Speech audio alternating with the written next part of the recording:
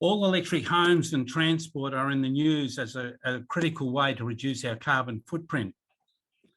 They're here now, and they make economic sense and will be an integral part of our lives by 2030. Renewable energy production using solar PVs on our homes and improving energy efficiency are the keys to this transition. And before I go any further, I just want to go and say that anything we go and, or I go and say here, and any of us say, is advice only.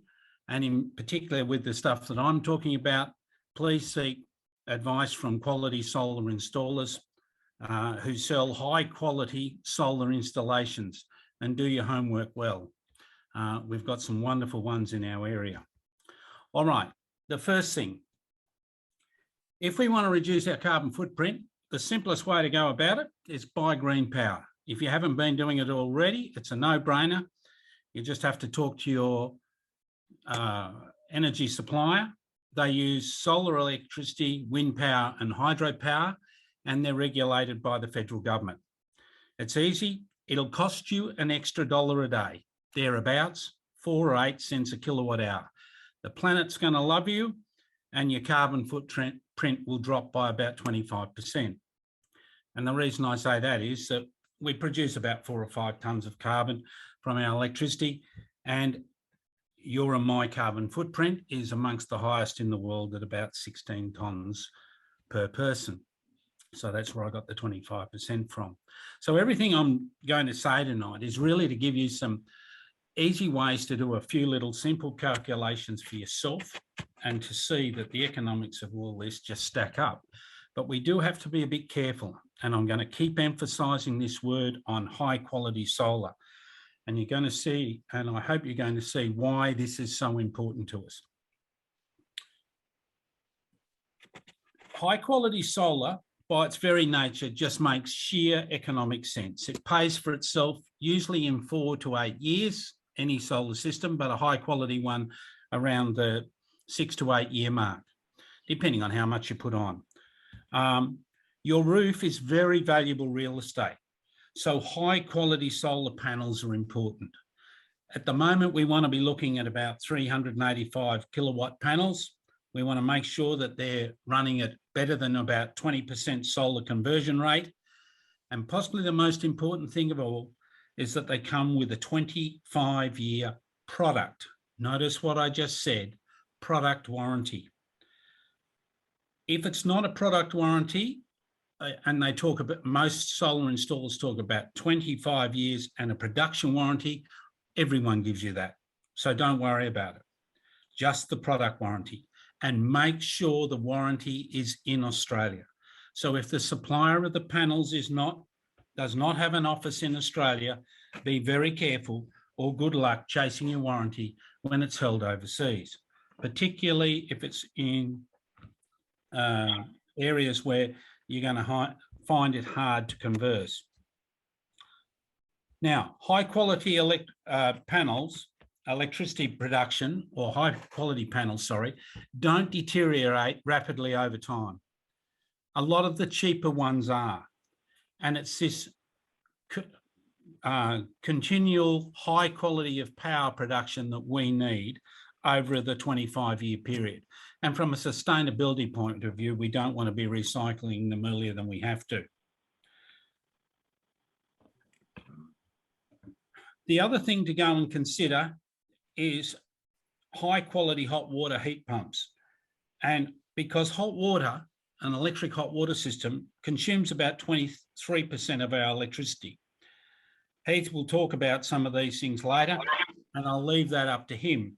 But the other thing to think about is they are the cheapest battery for excess solar PV and don't use peak power that is off-peak power, sorry, that is produced by coal-fired power stations. As Heath will tell you, I'm sure, we use them during the day. Claire, can I have the next slide, please?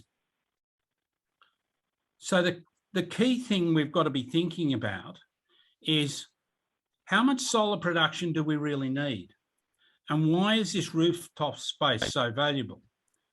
Well, the average home uses about 20 kilowatt hours of electricity per day. If you divide that number by 4, which is the average number of hours of solar production we get per day, we get 8 hours in summer, 2 hours in winter, and 4 in spring and autumn, you get a 5 kilowatt solar system.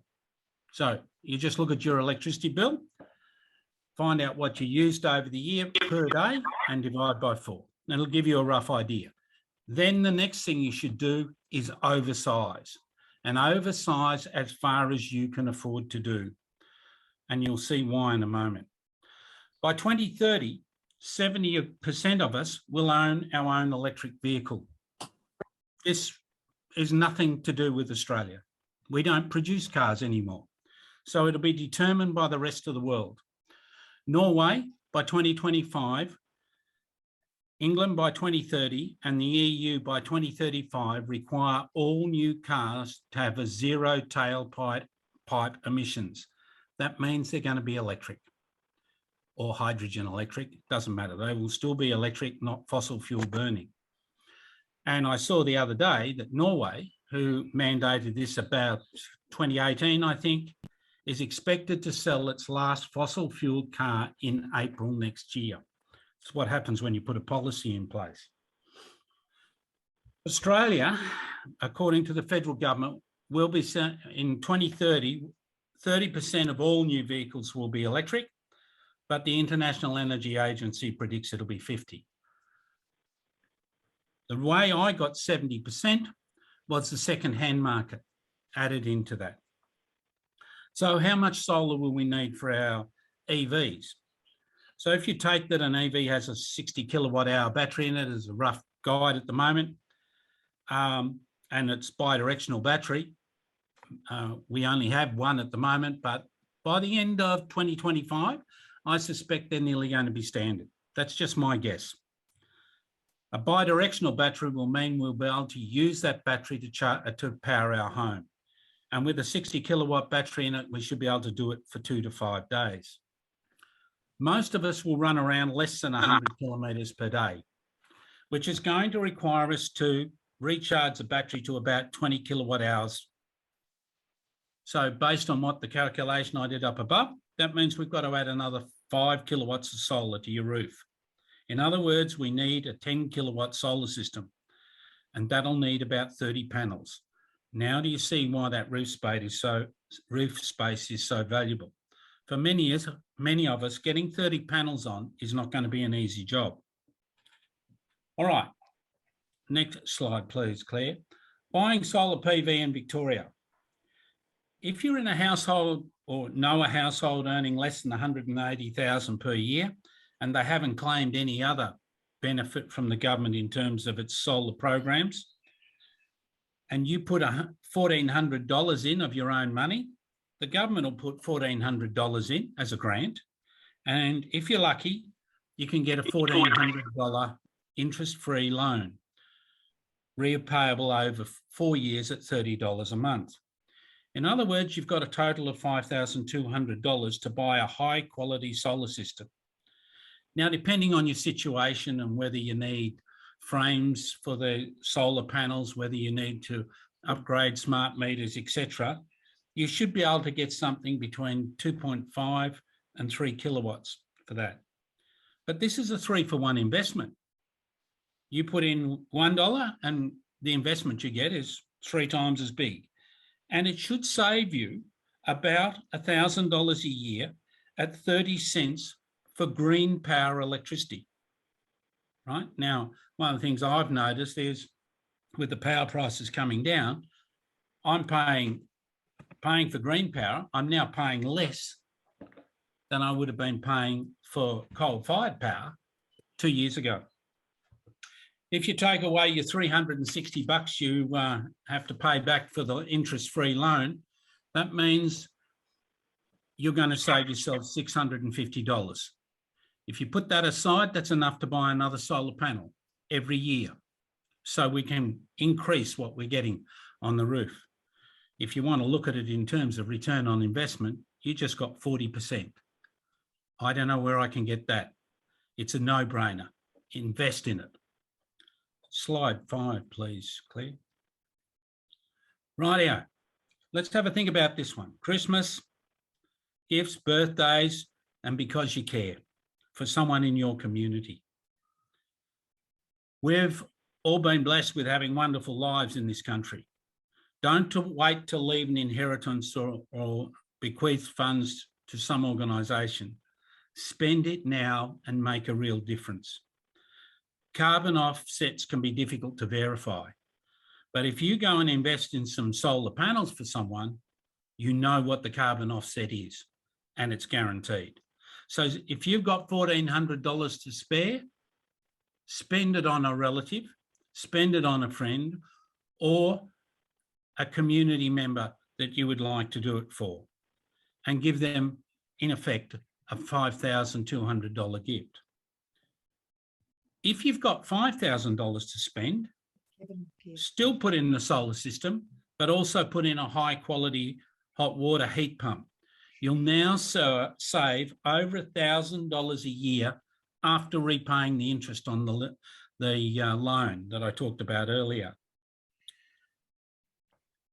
Getting them to invest the savings in more solar and other energy saving investments to power that EV that we're all going to have in the next 8 years. And this is going to be a really important point. We've got to build up this power that we're generating. Currently, if you own an electric vehicle, 90% of your power comes off your own roof. And that's possibly because a lot of the people who are buying EVs at the moment can also afford to put a lot of solar on their roofs. But let's help those others, and it's going to help us. If you help someone else and you invest in someone else's roof, I reckon you've got the right to go and claim that on your carbon footprint and think about it that way. The goal now is to be carbon positive.